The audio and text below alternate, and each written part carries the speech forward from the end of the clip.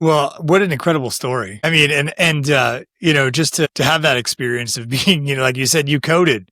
You were, from what I understand, you were really clinically dead for a few minutes. Mm-hmm.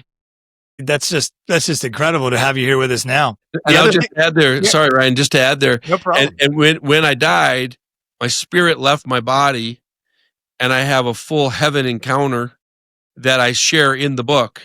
Yeah, So that also is been very impactful for me, and it can be very encouraging whether you've lost a loved one and you want to know what possibly their afterlife experience has been, or just for our own self, because we all are curious about what happens when I breathe my last. So I just share my experience, but that also is a piece that's in the book that could be encouraging for someone.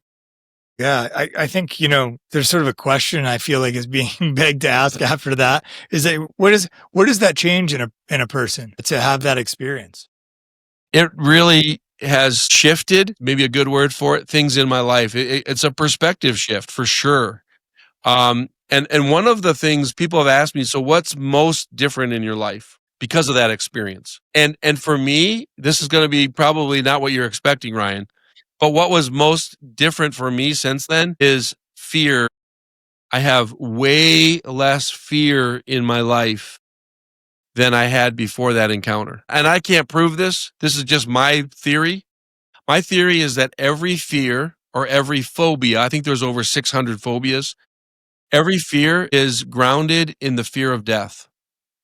So the way I look at it is if you're afraid of snakes, it's because you're afraid you're going to get bit by a snake and die. If you're afraid of spiders or heights, whatever it is, claustrophobic, being drowned underwater, all of it is rooted in a fear of the unknown of death. I can't prove it. It's just my thinking. Makes sense to me. Um, so because I've had this unique experience, as others have as well, but I've had this unique experience of dying and then being resuscitated, I know how close the afterlife is to us.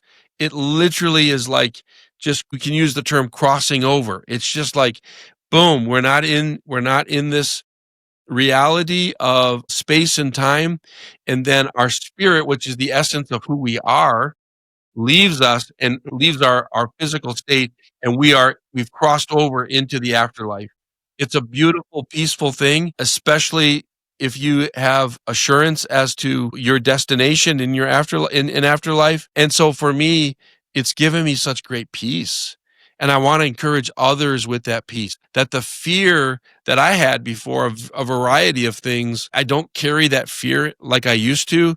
And I definitely do not have the fear of the unknown of what happens when we die, because Yeah. I've had that experience. And I don't want that to be just something I get the benefit of. I want to be able to share that with others so they can have that benefit as well.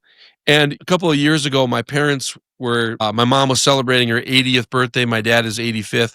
And we were throwing a party for them, which they knew about.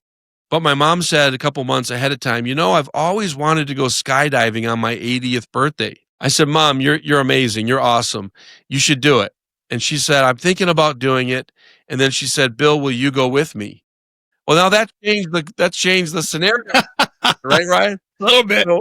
So I thought about it and I was just like, yeah, I'll do it. Now, in the past, I would have had this great fear of heights or dying from skydiving. Now, granted, there's always risk involved, so I'm not saying there isn't risk, but I was willing to go skydiving with my mom on her 80th birthday. And again, it also is about wanting to experience the fullness of what we can experience here on earth. And so, but fear has been something that has been minimized in my life as a result of my experience.